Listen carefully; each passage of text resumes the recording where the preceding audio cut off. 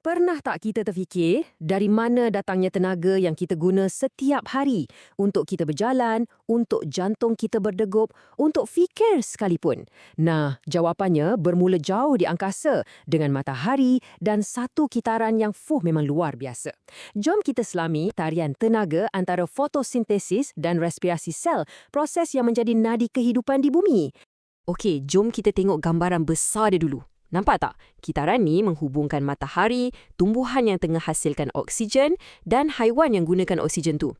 Ia macam satu enjin biologi yang sangat sempurna. Sekarang kita akan lihat setiap komponen enjin ni satu persatu. Jadi, dari mana semua cerita ni bermula? Sudah tentulah dari sumber tenaga paling utama untuk hampir semua hidupan di planet kita, iaitu matahari. Dari matahari, jom kita zoom in, jauh ke bawah, melepasi pokok-pokok, terus masuk ke dalam sebuah kilang yang sangat-sangat kecil di dalam sehelai daun. Ya, di sinilah pada skala yang tak dapat dilihat dengan mata kasar, keseluruhan rantaian tenaga kehidupan bermula. Dan ini membawa kita ke proses yang pertama, fotosintesis. Satu kebolehan yang sangat hebat di mana tumbuhan ni boleh buat makanan dia sendiri. Dan bila dia buat makanan untuk dia, secara tak langsung, dia buat makanan untuk kita semua sekali.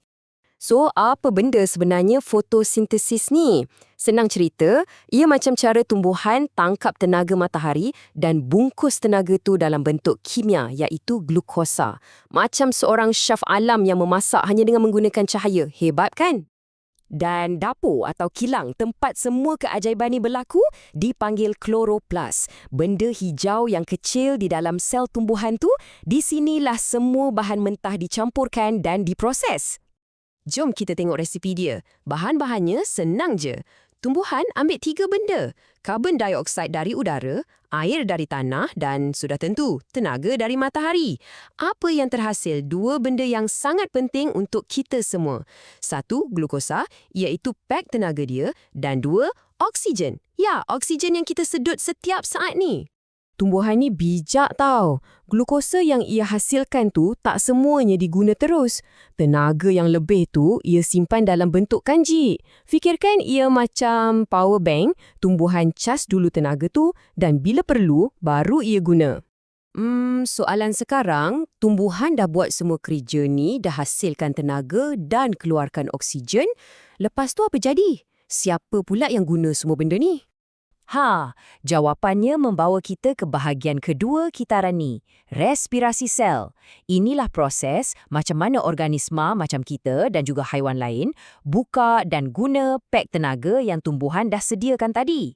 Respirasi sel ni pula, secara ringkasnya, ialah proses kita bakar glukosa untuk bebaskan tenaga yang tersimpan di dalamnya. Tenaga inilah yang gerakkan semua benda, dari kita berkelip mata sampailah kita berlari.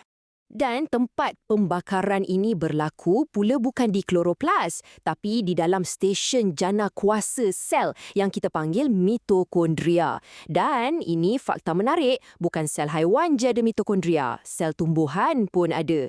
Betul, tumbuhan pun bernafas untuk guna tenaga yang ia dah buat.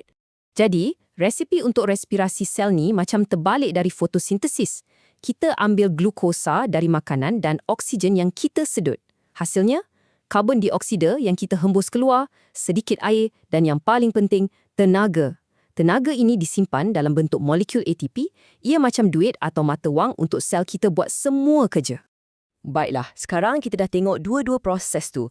Jom kita gabungkan kedua-duanya dan lihat macam mana ia boleh jadi satu kitaran yang memang sempurna. Cuba tengok ni, cantik kan? Betul-betul seimbang. Apa yang kita buang masa respirasi sel, iaitu karbon dioksida dan air, itulah bahan yang tumbuhan perlukan untuk fotosintesis. Dan apa yang tumbuhan buang, oksigen dan glukosa, itulah yang kita perlukan. Ini adalah satu sistem kitar semula alam semula jadi yang sangat efisien. Jadi, jom kita simpulkan sekejap. Kenapa kitaran yang elegan ni sangat-sangat penting? Kenapa ia ibarat nadi kepada kehidupan kita semua? Inilah intipatinya, satu kerjasama yang hebat. Tumbuhan bagi kita oksigen dan pak tenaga. Sebagai balasan, kita bagi balik karbon dioksida kepada tumbuhan. Kitaran saling bergantung inilah yang menyokong hampir keseluruhan ekosistem di planet kita.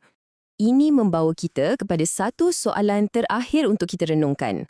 Kitaran ni nampak sangat seimbang, sangat sempurna kan? Tapi apa agaknya akan jadi kalau keseimbangan ni kita ganggu? Contohnya, akibat penebangan hutan yang berleluasa atau pencemaran. Apa kesannya pada kita semua? Satu soalan untuk kita fikirkan bersama.